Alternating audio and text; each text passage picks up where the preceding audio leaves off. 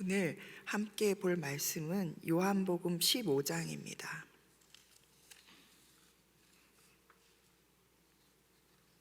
요한복음 15장을 저희가 함께 읽겠습니다. 나는 참 포도나무요 내 아버지는 농부라. 무릇 내게 붙어 있어 열매를 맺지 아니하는 가지는 아버지께서 그것을 제거해 버리시고, 무릇 열매를 맺는 가지는 더 열매를 맺게 하려 하여 그것을 깨끗하게 하시느니라. 너희는 내가 일러준 말로 이미 깨끗하여졌으니 내 안에 거하라. 나도 너희 안에 거하리라. 가지가 포도나무에 붙어 있지 아니하면 스스로 열매를 맺을 수 없음 같이 너희도 내 안에 있지 아니하면 그러하리라. 나는 포도나무요 너희는 가지라. 그가 내 안에 내가 그 안에 거하면 사람이 열매를 많이 맺나니 나를 떠나서는 너희가 아무것도 할 수 없음이라. 사람이 내 안에 거하지 아니하면 가지처럼 밖에 버려져 마르나니 사람들이 그것을 모아다가 불에 던져 사르느니라. 너희가 내 안에 거하고 내 말이 너희 안에 거하면 무엇이든지 원하는 대로 구하라. 그리하면 이루리라. 너희가 열매를 많이 맺으면 내 아버지께서 영광을 받으실 것이요 너희는 내 제자가 되리라. 아버지께서 나를 사랑하신 것 같이 나도 너희를 사랑하였으니 나의 사랑 안에 거하라. 내가 아버지의 계명을 지켜 그의 사랑 안에 거하는 것 같이 너희도 내 계명을 지키면 내 사랑 안에 거하리라. 내가 이것을 너희에게 이름은 내 기쁨이 너희 안에 있어 너희 기쁨을 충만하게 하려 함이라. 내 계명은 곧 내가 너희를 사랑한 것 같이 너희도 서로 사랑하라 하는 이것이니라. 사람이 친구를 위하여 자기 목숨을 버리면 이보다 더 큰 사랑이 없나니 너희는 내가 명하는 대로 행하면 곧 나의 친구라. 이제부터는 너희를 종이라 하지 아니하리니 종은 주인이 하는 것을 알지 못함이라. 너희를 친구라 하였노니 내가 내 아버지께 들은 것을 다 너희에게 알게 하였음이라. 너희가 나를 택한 것이 아니요 내가 너희를 택하여 세웠나니 이는 너희로 가서 열매를 맺게 하고 또 너희 열매가 항상 있게 하여 내 이름으로 아버지께 무엇을 구하든지 다 받게 하려 함이라. 내가 이것을 너희에게 명함은 너희로 서로 사랑하게 하려 함이라. 세상이 너희를 미워하면 너희보다 먼저 나를 미워한 줄을 알라. 너희가 세상에 속하였으면 세상이 자기의 것을 사랑할 것이나 너희는 세상에 속한 자가 아니요 도리어 내가 너희를 세상에서 택하였기 때문에 세상이 너희를 미워하느니라. 내가 너희에게 종이 주인보다 더 크지 못하다 한 말을 기억하라. 사람들이 나를 박해하였은즉 너희도 박해할 것이요 내 말을 지켰은즉 너희 말도 지킬 것이라. 그러나 사람들이 내 이름으로 말미암아 이 모든 일을 너희에게 하리니 이는 나를 보내신 이를 알지 못함이라. 내가 와서 그들에게 말하지 아니하였더라면 죄가 없었으려니와 지금은 그 죄를 핑계할 수가 없느니라. 나를 미워하는 자는 또 내 아버지를 미워하느니라. 내가 아무도 못한 일을 그들 중에 하지 아니하였더라면 그들에게 죄가 없었으려니와 지금은 그들이 나와 내 아버지를 보았고 또 미워하였도다. 그러나 이는 그들의 율법에 기록된 바 그들이 이유 없이 나를 미워하였다 한 말을 응하게 하려 함이라. 내가 아버지께로부터 너희에게 보낼 보혜사 곧 아버지께로부터 나오시는 진리의 성령이 오실 때에 그가 나를 증언하실 것이요 너희도 처음부터 나와 함께 있었으므로 증언하느니라. 아멘.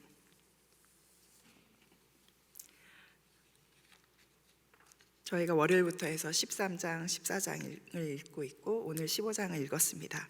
그러면 내일은 몇 장을 읽을까요? 내일은 16장을 읽고 모레는 17장을 읽을 계획입니다. 요한복음 말씀을 저희가 얼마 전에 성통을 했잖아요. 그래서 성경 말씀을 읽었잖아요. 요한복음에 이제 자주 나오는 말들이 있어요. 근데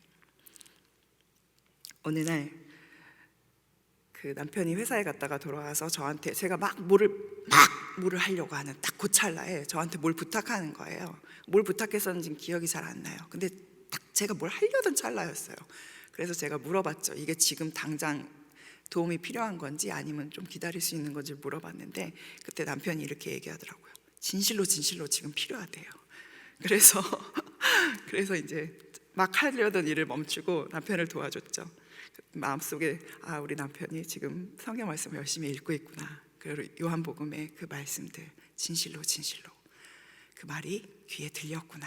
우리 남편 귀에 들려서 그 입술을 통해서 어떻게 보면 우스운 말이었지만 그렇게 또 성경에 나오는 이야기를 입술로 내뱉게 해주시는구나. 그리고 저는 정말 감사했어요. 월요일부터 해서 저희는 지금 요한복음의 말씀을 보고 있습니다. 특별히 예수님이 잡히시기 전날입니다. 주님께서 시간이 얼마 남지 않는 걸 아시고서 제자들과 떡과 포도주를 나누는 장면을 저희가 봤고요. 제자들의 발을 씻기신 예수님을 또 저희는 만났습니다. 그리고 남겨질 제자들을 위해서 당부의 말씀을 하시는 또 예수님의 모습을 보고 있습니다. 어제 예수님께서는 제자들에게 질문 하나에 대답하시는 모습을 보았어요. 설명해 주십니다. 제자들은 이해할 수가 없었어요. 그러나 예수님께서는 다시 또 설명해 주십니다. 베드로가 예수님께 묻습니다. 주님, 도대체 어디로 가십니까?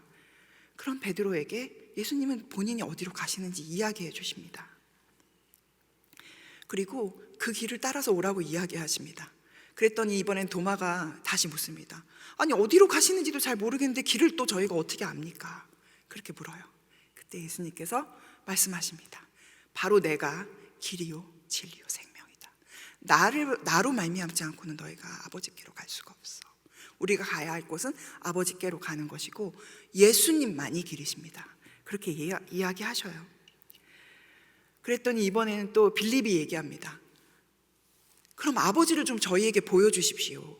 이렇게 얘기합니다.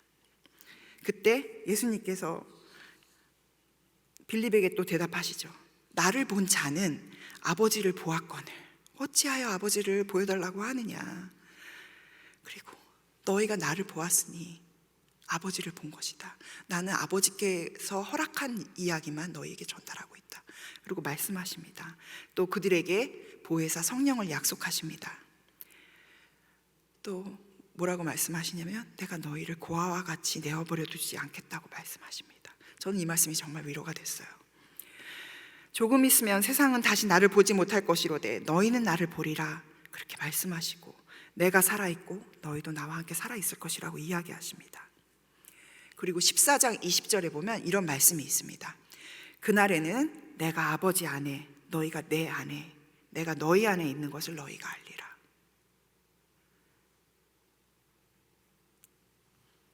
가룟 유다가 아니라 가룟이 아닌 유다가, 다른 유다, 우리가 알고 있는 가룟 유다 말고 예수님의 제자 중에 다른 유다가 다시 또 질문합니다.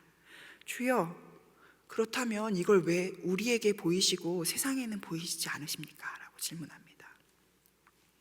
그 이후에, 그 질문 이후에 나오는 말씀이 오늘의 본문입니다. 예수님은 여기서 참 포도나무와 가지에 대해서 이야기하십니다. 주님께서는 나는 참 포도나무고 내 아버지는 농부라고 말씀하십니다.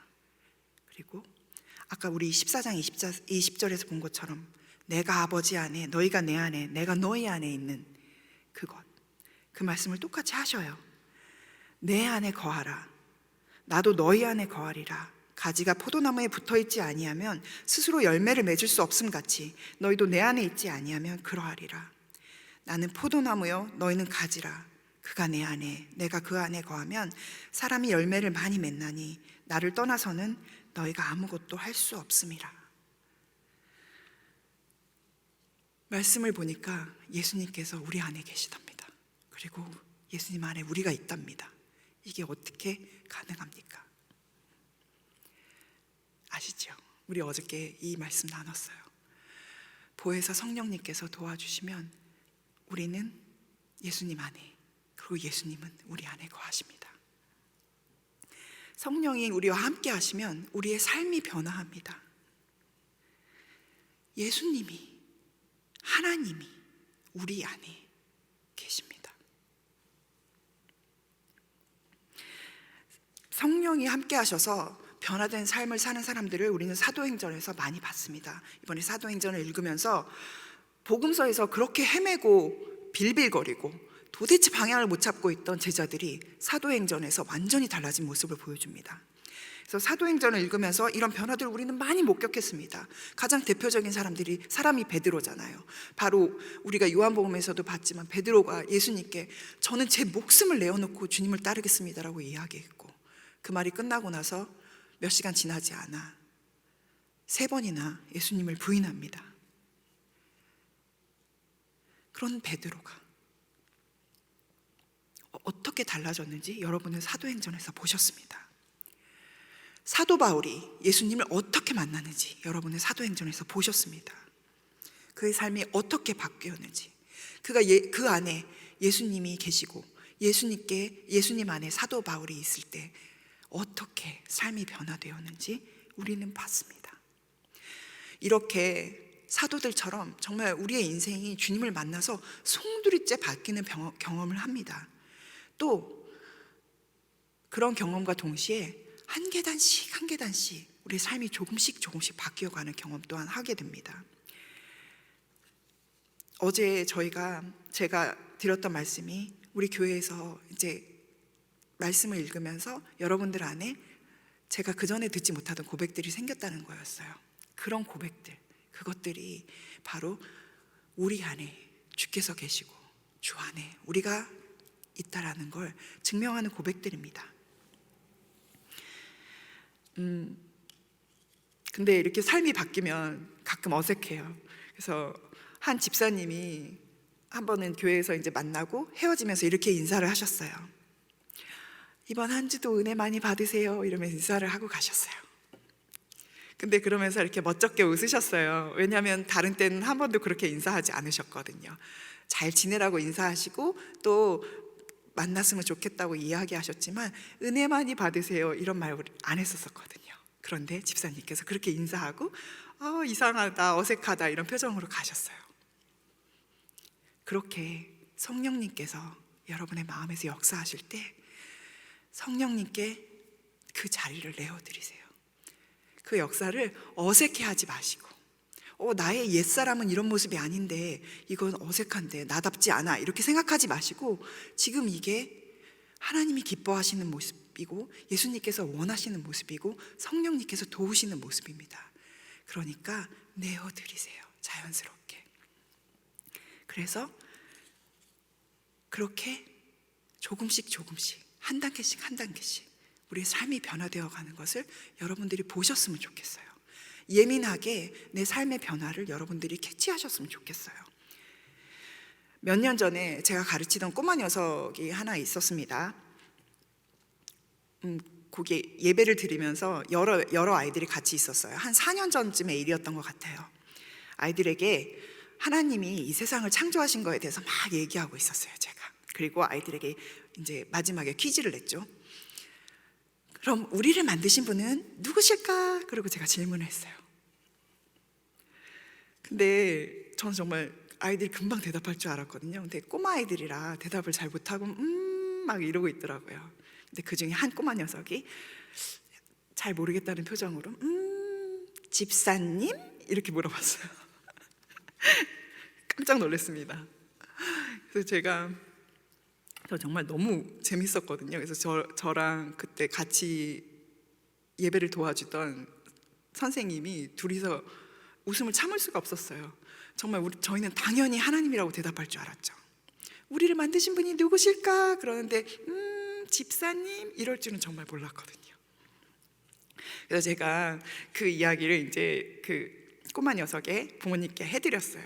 너무 재밌어서. 전 너무 귀여웠어요. 그리고 아직 그런 걸 잘 구분하고 단어, 어휘도 잘 선택하기 어려운 나이니까 저는 재밌어서 그냥 이야기를 해드렸는데 그 아이의 엄마가 나중에 이렇게 이야기하는 거예요.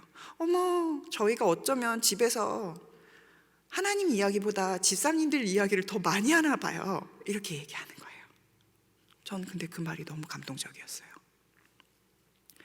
저는 그런 생각으로 말씀드린 거 아니었거든요. 아이가 너무 귀여워서, 그리고 우리 아이가 이렇게 대답하더라, 재밌어서 한 이야기였는데 그분에게는 그런 깨달음이 있었나 봐요. 어쩌면 나는 내가 집에서 우리 아이들이 있는 그곳에서 하나님 이야기보다 어쩌면 나는 집사님들 이야기를 더 많이 하고 있나 보다 라는 깨달음이 그분에게 있었던 거죠. 성령님이 그렇게 마음을 만지시고 예수님이 기뻐하시는 모습으로, 하나님이 기뻐하시는 모습으로 우리를 이끌어 가십니다. 그때 우리에게 깨달음을 주실 때 그때 그렇게 나아가시면 돼요. 그 자리로.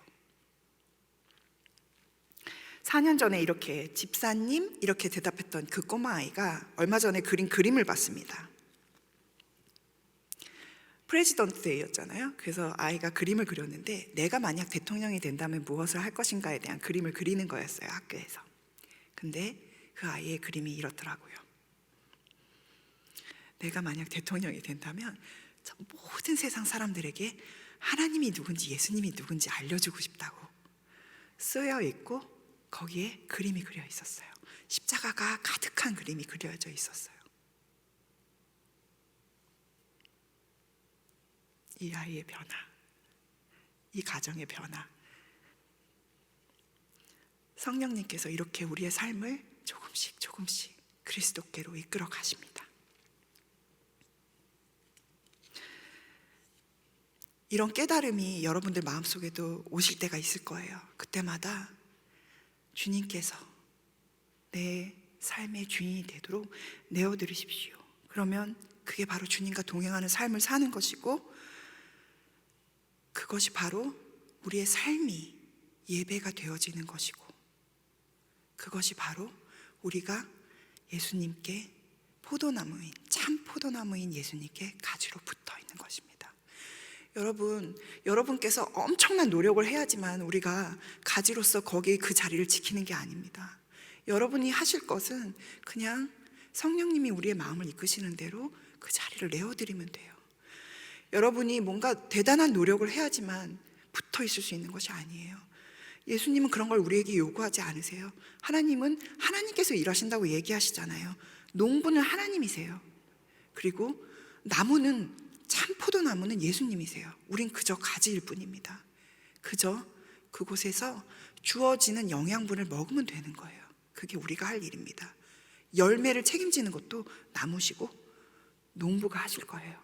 여러분이 기를 쓰고 열매를 맺으려고 애쓰실 필요 없어요. 그렇게 그냥 그 자리에서 내 삶을 조금씩 조금씩 내어드리시면 어느 순간 내 삶 전체가 예배가 되어지는 삶이고 내 삶 전체가 예수님께 붙어있는 삶이 되어가는 것입니다. 그게 포도나무를 가꾸는 농부, 일하시는 하나님, 그리고 참 포도나무인 예수님께 붙어있는 우리 가지가 할 일입니다. 그리고 그게 바로 내 안에 아버지가 계시고 아버지 안에 내가 계시고 내가 너희 안에 있는 바로 그 모습입니다.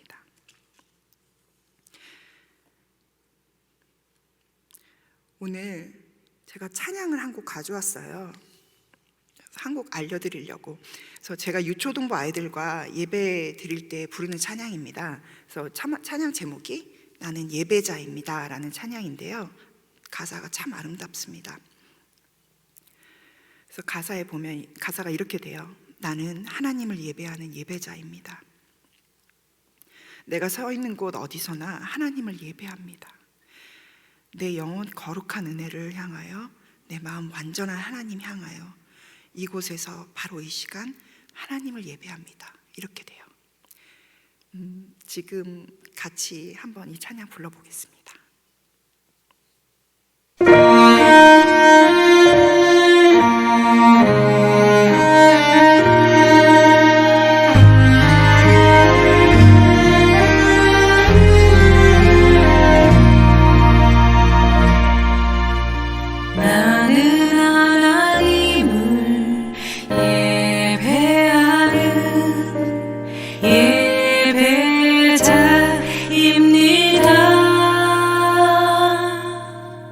내가 서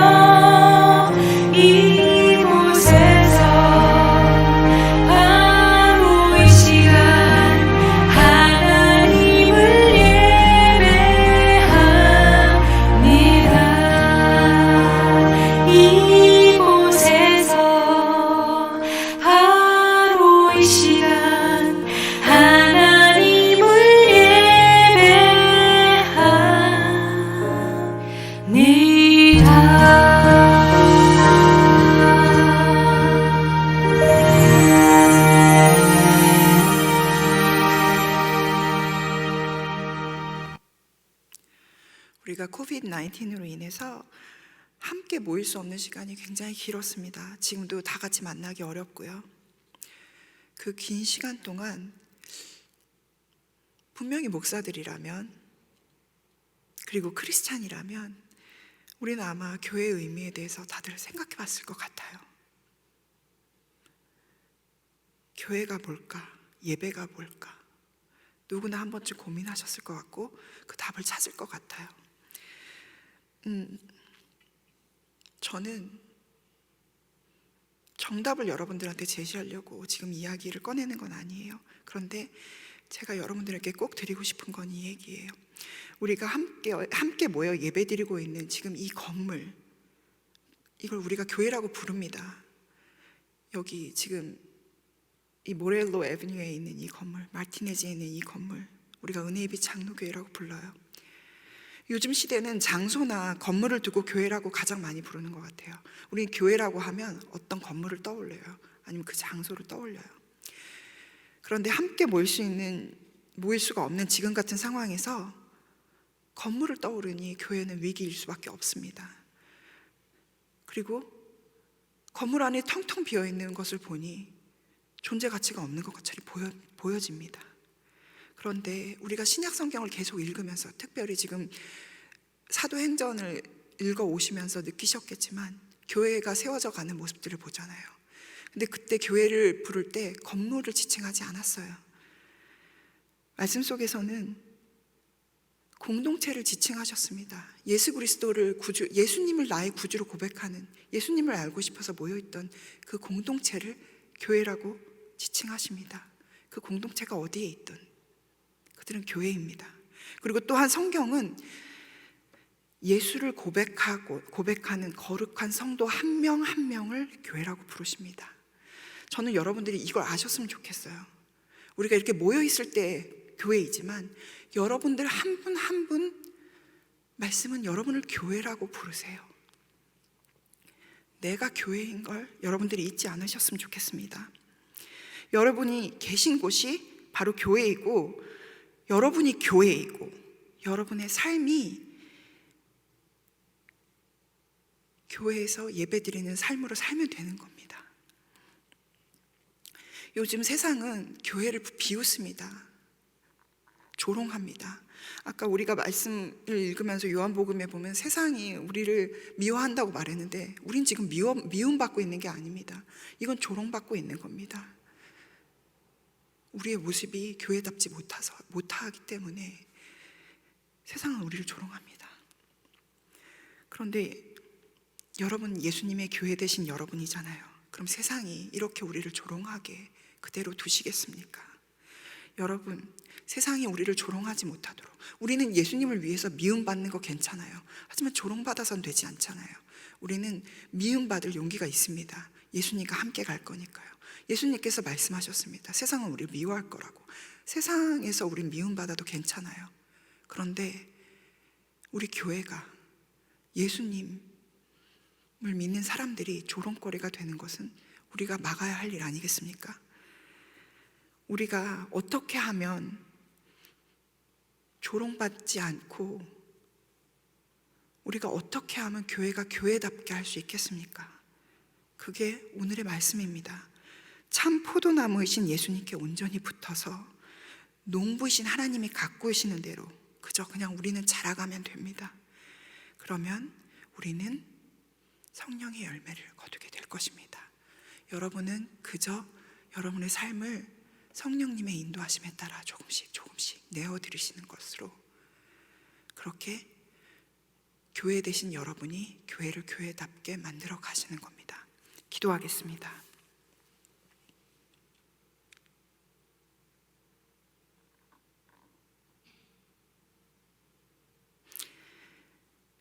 하나님, 우리가 교회임을 깨닫게 하여 주시니 감사합니다. 우리가 어느 곳에 있든지 주님이 우리를 교회라고 불러주셨사오니 교회답게 그 자리에 서 있게 하여 주시옵고, 교회로서의 사명을 감당하게 하여 주시옵고, 우리의 삶을 통하여서 예수님을 증거하게 하여 주시옵소서. 우리가 온전히 포도나무 대신 예수님께 붙어서 농부 대신 하나님께서 저희 일을 가꾸시는 대로 그렇게 자라나가게 주님 도와주시옵소서. 예수님의 이름으로 기도드립니다. 아멘.